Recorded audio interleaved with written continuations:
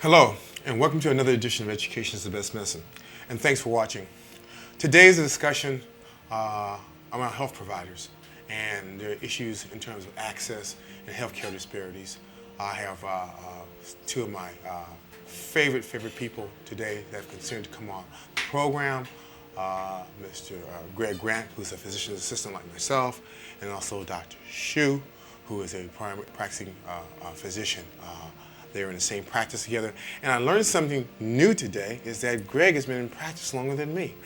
I didn't know that, so I'm really impressed, and want to thank him for leading the charge and moving it forward. You know, I went to Stanford, he went to Drew, and all roads lead to Rome, so here we are. I wanted to ask Dr. Shute, pronounce it Dr. Shute? Shute. Dr. Shute. Mm-hmm. Like you shoot a gun. Like a shoot a gun, okay. About her background and education and what brought her to this, because I've heard in the community that you're just a real sensitive provider and a caring and listening provider, and that's what we want to emphasize today, folks that do that, and Greg also. So again, these are folks that I would see on a private practice basis, that I would see, and I would listen to their information and what they have to offer, because they have a lot. So Shute, where education, the whole deal, talk to me. Well, I was born and raised in San Francisco, California, and went to John F. Kennedy High School in Richmond, UC Berkeley for my undergraduate work, and I went to the University of Illinois for med school, and then I trained here in the Bay Area at Highland for my residency. Great, good experience. Greg? Grew up here in Berkeley. Actually went to the school where this is being recorded now, Berkeley High. Went to Cal State Hayward and then UC Berkeley. Worked as a surgical assistant for 14 years and then went down to Drew to PA program. Great. Well, we have, first of all, a wealth of experience, community providers that access and are accessible in the community. So you would seek these folks out, I would, for community access care issues, and well as an understanding of some of the major issues. I asked you both to talk to me about access, and Dr. Shute, I want to talk to you about access. It seems to be one of the prevailing issues with healthcare is access in terms of insurance. And do you see that as a problem, and what would be one of the solutions that you would probably foster in terms of making access not a problem? I think education would be the key issue. Education is the best medicine. Pretty much. Yes, it is. I think that patients need to feel comfortable asking questions, go to their local community facilities for healthcare. The private sector, if you don't have any insurance, there's always a community-based healthcare that's available. You can go through the telephone book. You know, there's plenty of resources available to get information for healthcare that is accessible for a patient. I think that people just need to ask more questions and have some information base that they can call to get that information. So I think that's a key issue. Greg, as a colleague, as we started in the PA profession, it seems that most of us are going into primary care and attending folks that that are medically underserved, as well as healthcare disparities. I know your training moved you to that, being down at Drew. What do you think are some of the issues in terms of the disparities that we need to be addressing, and the move toward mid-levels accessing and moving more into those areas for primary care? Well, I think that primary care is very important in the urban community where there is lacking of access, and I think education, having the general population understand how necessary health care is, not just as a stopgap against a problem that they have, but to keep them healthy. I think this is the big issue that we have, is understanding that you need health care to keep yourself healthy instead of taking care of something after you get it. I think too, the discussion around individual physicians and providers that with 68% of interns were surveyed, they either waive or reduce their fees for folks that have no insurance. And it's estimated that there's about 2.6 million hours office visits that interns provide, and 5 times the care is provided. And 5 times the care provided by healthcare and healthcare centers. Again, a massive amount of care being provided by the individual practitioners, as you see here. We see a real increase in heart disease, particularly heart disease in women, Dr. Shute. What would be 10 questions that you would want women to ask in regards to this concern about heart disease?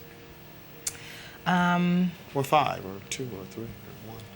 Well, a key question that I find a lot of patients, men and ladies, are unfamiliar with is their own family history. Family history plays a key role in coronary artery disease, and so understanding what grandma, grandpa's, mom and dad's, even their own siblings' healthcare issues that they're dealing with is really important. Frequently, a lot of patients are completely unaware of what their family members' health status is. If you smoke, you shouldn't. If you're overweight, you should work diligently to get your weight down. And if you're not sure whether or not you're overweight, we're always available to help people understand what's overweight and what isn't. Different cultures have a different idea of what's overweight and what isn't. So let's see, that's 3. That's fine. I'll take that. Okay.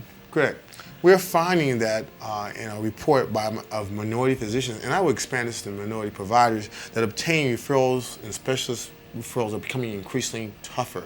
What do you see are some of the issues with special referrals, like a referral to the cardiologist or referral to specialties in arthritic issues or pain issues? Again, do you see it being more of a problem for providers as you practice now in terms of those referrals? Yes, I do. More than in the past, because there's access is limited because of the healthcare maintenance system, where you have managed care that has limited providers that they use, and that's all that you can choose from.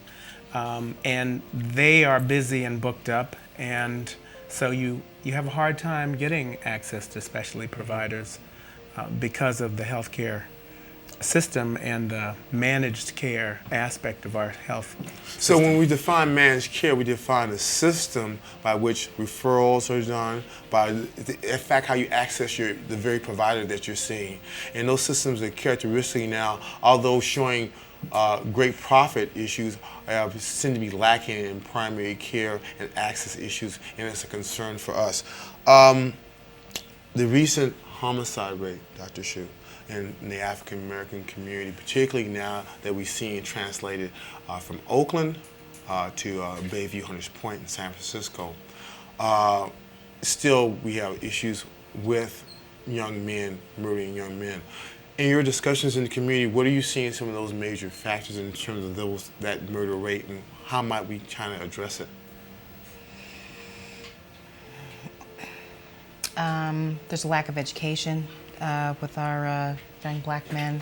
There's a lack of opportunity for a lot of our young black men, and it's very frustrating for them to see people in our own community that are educated and unable to get work in their chosen field of expertise. You know, more or less our society has moved towards a money is what's important. How you get it necessarily isn't as important. And so people reach for more quick fixes. And because we've gone away from, a unified, cohesive family and community in a lot of ways that are beyond our control, what's going on TV and with their peers seems to take a little bit more precedent sometimes on what's going on at home, and the usual family values that families try to get across to their young men. And on that front, Bill Crosby, Greg, recently made some comments in regard to the black family and issues with police and police perceived violence. I think it's reflective, in terms of his discussions, reflective of what educated African Americans that have made it tend to do. And I am concerned myself because it does not reflect the true issue, what's going on. How do you think that we might better serve the community in terms of moving us more to proactive and self-help issues as opposed to blaming? Well, you have to consider, I think, the fact that when you have somebody that's very educated and is very financially successful, talking about a situation where people are quite the opposite, there's going to be a great difference of opinion. And I think in the particular situation with Bill Cosby, sure, he's looking at issues that affect us and that need to change, but it's a difficult thing when you're on the poor side and you're just trying to make it, barely survive in a poor community, in a violent community. And when you've kind of made it and you're sitting there looking at things and looking at it more academically and not living it, it is different. And I always say, and I always emphasize, never negate the effects of 600 years of slavery on how we function, and how can you expect normal from abnormal beginnings. And this goes back 600 years. Just take a look historically, what has happened to the black family, how we were dissected and homogenized and cut up, and it gives you a pretty good example about what's happened to us. But that does not negate our ability to change and make changes. Heart disease, Doc. #1 killer for women of color. More women die from heart disease than the next 7 causes of death. Your feelings on the new blood pressure numbers, and how might we be proactive in this hypertension question? That's a really good question. You can answer it too. I am very happy about the new guidelines with regards to the blood pressure readings. The problem is we had the old numbers and we weren't doing enough to get patients to be compliant with those blood pressure readings. I think the key problem and issue here is that patients need to understand, because you can't feel high blood pressure. Patients kind of ignore the fact that if it's not something that I feel, if it doesn't make me hurt, then it must be okay. It's okay. Yeah. Patients don't like to be on medication. A lot of the times physicians or our PAs and nurse practitioners will recommend medication to bring blood pressures closer to goal. And just because patients don't feel that anything's wrong, I'll try to lose weight, I'll try to exercise, I can get it down that way. The main thing that patients need to understand is for good coronary heart health, kidney health, brain health, your blood pressures need to be under control, and visiting a healthcare provider to help you get that also will definitely get you there. Okay. I'm going to take a rabbit out of the hat, Greg, with you. Thinking about, and we were at that play, Mr. Evers' Boys, Mm-hmm. the discussion of syphilis and the indoctrination of African American men over a period of years with the syphilitic disease and their lack of treatment. This brings to mind our fear about medicine, medical procedures, and also not only vaccinations but preventative care. How have you think that's changed? I believe that, one, that the very discussions around patient rights and consent forms come from that discussion. What is your feeling on that?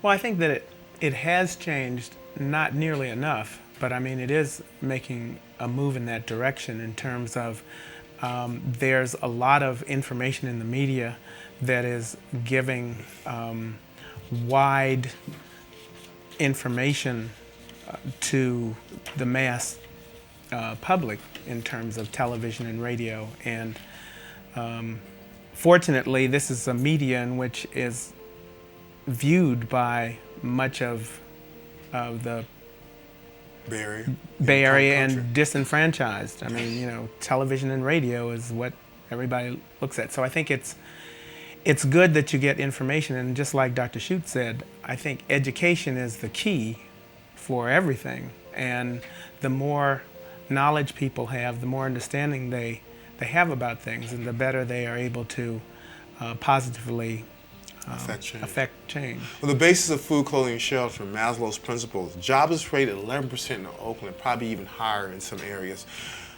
How has the discussion around food, clothing, shelter, economics, education changed your practice of medicine, Dr. Shute? I hear that a lot. Medications are extremely expensive, especially with our elderly patients who are on fixed incomes. It shouldn't be that you have to choose between whether or not you're going to have a meal versus taking your blood pressure medication.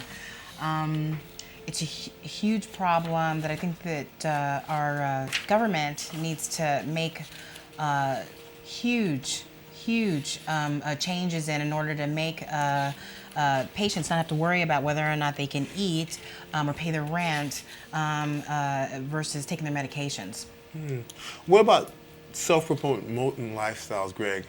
Top 5 or 6 of health promotion lifestyle change, either whether it be exercise or walking. What are your suggestions for promotion of a healthy lifestyle, given the backdrop that Americans are more obese, less active, and soon inactivity and obesity will replace smoking as the #1 killer for Americans? I put a great focus on my patient discussions with that very information, just because it is so important to understand that your health that you have control over is so important. And unfortunately, the public in general wants quick fixes. Western medicine is quick, give me a pill. It's like, no, I don't want to exercise, I don't want to go to the gym, I don't want to stop eating Krispy Kreme donuts. I just, give me a pill so I can eat all that and not do anything. And I tell patients all the time, it's not rocket science. You got to exercise so many hours. You have to cut down on the negative things that you eat, the fats, the high cholesterol, the high carbohydrate. You have to increase your exercise, you have to lose weight. Okay. It isn't easy, but that's what you have to do. Okay. Leading causes of death by sex in Alameda County: heart disease, cancer, stroke, and chronic respiratory diseases. And I am familiar with diseases like asthma and COPD, because COPD numbers are going up there. For chronic obstructive pulmonary disease, the death rate is going up. It's one of the few health issues where death rates are going up related to smoking, related to not only environmental damage, but sometimes genetics. We have a plethora of things to deal with, and there's not enough money in the world to throw at these particular problems. How can communities, Dr. Shute, start help selfing themselves? What would be some of your keys for having that happen? Well, we've had a lot of health fairs in the community to address similar respiratory disorders like asthma, and we're seeing that, again, education plays a key role with regards to getting the information out to patients. I think that that, in addition to, I would encourage patients to find a provider that you feel comfortable with, find a provider that you can ask questions. Even if you have a provider that you're not comfortable with that you currently have, still go in and ask questions while you're seeking out a new provider. Be comfortable with who you're with, ask a lot of questions, because again, what you are armed with in terms of education, you will be the better for in terms of your health. We see failure of a few institutions in our community, particularly on the issue around mental health facility in San Leandro, California. John George is under increasing scrutiny due to his inability to pass the most basic of survey issues. We're looking at the number of homeless, and we're seeing a direct correlation between homeless and healthcare issues. Again, a discussion around gets back to food, clothing, and shelter. Greg, in terms of some of your special interests now, what are you doing? What are you seeing in the field now as a mid-level, and what have you been moving more toward? I know education is one of them, healthcare access is one of them, as all the folks at this table. So what are some of the things, what's some of your pet peeves? I guess my pet peeve is the fact that the public in general, patients in general, people in general, don't understand that they have to be proactive and take an active direction in their health care, and understanding. I mean, people do understand that. They hear that smoking isn't good for you, they continue to smoke. They hear that they need to exercise, and yet, well, they don't want to do it, and they have excuses. They don't want to eat properly, even when you talk to them. Yes, I know that that's what I should do, but, and you know, the fact is, we can give them medication, we can talk to them until we're blue in the face, but it boils down to everybody has to take personal responsibility for their health and really be active in it. So in the backdrop of that discussion, and I have to throw it out there, what if you never were taught the proper ways? What if your way of looking at things, quote unquote, normal was really the abnormal way to look at it? What if the discussion around proactive care for you was not going to the doctor because when you went there, nothing happened that you wanted to have happen? So a discussion around self-help issues again moves back to Dr. Hu's discussion about education. Not only just education, but proper education that defines and is directed at particular groups for either their literary skills, their ethnicity, their sex orientation, or all the above. And until we get that picture going, then really the discussion around health, quote unquote, what is that? Normal, quote unquote, what is that? Is just a discussion. Doc, you've been a physician, and as a woman of color, what have been some of your major roadblocks to just doing what you do on a daily basis? Well,